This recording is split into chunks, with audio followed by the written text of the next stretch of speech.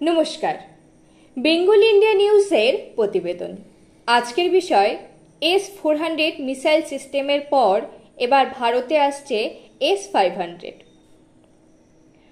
মহাভারত সিরিয়ালে শত শত অস্ত্রের চমকে মন রোমাঞ্চিত হয়েছিল, বিশেষ করে আকাশপথের অস্ত্র এবং অলৌকিক যুদ্ধাস্ত্র।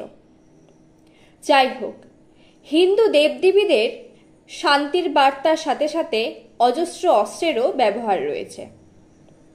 ব্রহ্মের ব্রহ্মাস্ত্র, শিবের ত্রিশূল, বিষ্ণুর সুদর্শন চক্র, পরশুরামের কুঠার, অগ্নির আগ্নেয়াস্ত্র, হনুমানের গদা, রামের ধনুক, শিবের পিনাকা এবং মা দুর্গা, মা কালীর ভয়ঙ্কর অস্ত্রসমূহ।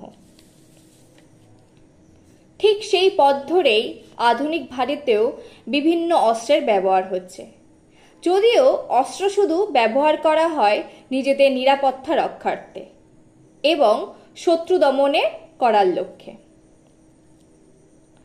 কিছুদিন আগেই জঙ্গি দমনের উদ্দেশ্যে ব্যবহার করা হলো ব্রহ্মোস মিসাইল এবং S-400 মিসাইল সিস্টেম। শুধু S-400 মিসাইল সিস্টেম ব্যবহার করে পাকিস্তানি জঙ্গিদের 5 থেকে 600 ড্রোনকে প্রতিরোধ করা গেল। মশা মাছির মতো মেরে ফেলা হলো পাকিস্তানি ড্রোন মাছিদের। সেই থেকেই S-400 মিসাইল সিস্টেম তথা সুদর্শনের জয়গান সর্বত্র। দেশ বিদেশে যুদ্ধের মাঠে S-400 সুনাম ছড়িয়ে পড়েছে, যেটি ভারত রাশিয়া যৌথ উদ্যোগে তৈরি হয়েছে। এবার ভারতে আসছে S-500, আরও আধুনিক, আরও শক্তিধর, এক কথায় যে অস্ত্রের প্রতি ভরসা করা যায়। এই S-500 ভারত এবং রাশিয়া যৌথভাবে তৈরি করবে। এই মিসাইল সিস্টেম শুধু ভারত এবং রাশিয়ার হাতেই থাকবে এমনটি বলা হচ্ছে। শত্রুদের কোনো সুপারসনিক মিসাইল রেহাই পাবে না, একেবারে একাধিক টার্গেটে সফলতা পাওয়া যাবে। ভারতে স্বাগত S-500 প্রমিথিউস।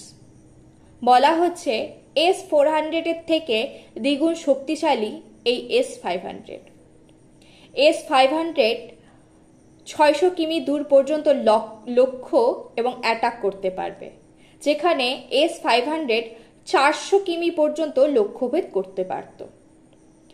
S-500 একসাথে 100টি টার্গেট হিট করতে পারবে।